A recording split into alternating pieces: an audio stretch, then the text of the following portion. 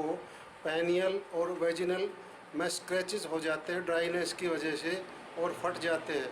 पेनियल glands जो penis का लिंग का अग्र भाग फट जाता है और योनि का भी काफ़ी उसमें खुजली होती है और फटी फटी सी होती है।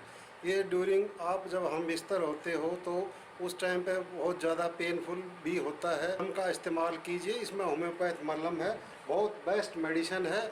इसके अंदर आप एक काम करना कि ये वैसलीन का जैसे 50 ग्राम, फिर ये बोरिक एसिड ये वैसलीन बोरिक एसिड, और साथ के अंदर अगर इन्फेक्शन है ज़्यादा तो आप फ्लूकोनाजोल एंड फंगल है तो फंगल के लिए भी डाल सकते हैं। थोड़ा सा फंगल के लिए फ्लूकोनाजोल टाइप में आप एंटी फंगल डालिए, और एनारोब के लिए मेट्रोजिल टाइप में चीज़ डाल दीजिए, मेट्रोजिल डाल दीजिए। और साथ के अंदर अगर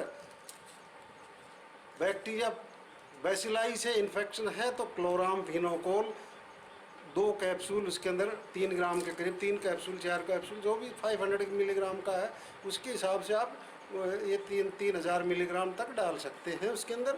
और साथ में अगर कोकाई का इन्फेक्शन है ग्राम पॉजिटिव का तो उसके लिए बाई पार्ट आप क्लोरामफेनिकोल के साथ में टेट्रासाइक्लिन भी डाल सकते हैं।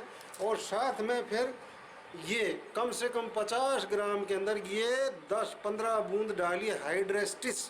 हाइड्रेस्टिस एक नाम की मेडिसिन, बहुत कीमती दवा होती है, और अच्छी तरह से आप मिक्स करके उसको लगा रखिए। रखने के बाद में वेजिनल और पेनियल पार्ट को आप अच्छी तरह से वॉश करके, ढंग से वॉश करके, आप ड्राई करके आप इसको लगाइए 2 या 3 दिन के अंदर।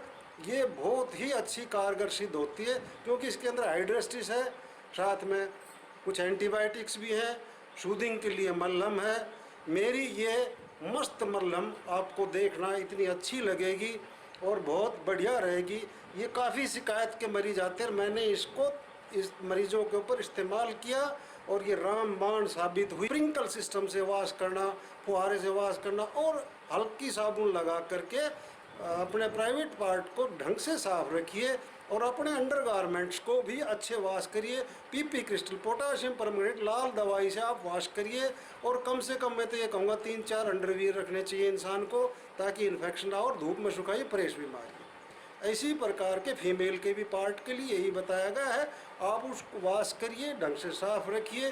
काफ़ी बार क्या होता है कि एयर कूलर और ड्राइनेस आ जाता है वेजिनल सीक्रेशन में और पेनियल ग्लैंड पे, तो वहाँ फ्रिक्शन बढ़ जाता है और फटाव आ जाते हैं। अगर आप इस अंग के अंदर तकलीफ हो गई तो आप अंदर ही अंदर ख़त्म हो जाएंगे, और ये एक चार्मिंग लाइफ के लिए बहुत ज़रूरी है। नहीं तो आप सोशली भी आप जहीं बाहर रहेंगे, ईचिंग चलेगी तो आप उस जगह को छुएंगे, चाहे फीमेल छुए चाहे मेल छुए, तो भाई साहब औरत छुए चाहे आदमी छुए, जब उस जगह को छुएंगे तो आप पब्लिकल आपको बहुत फीलिंग साइनेस होगी।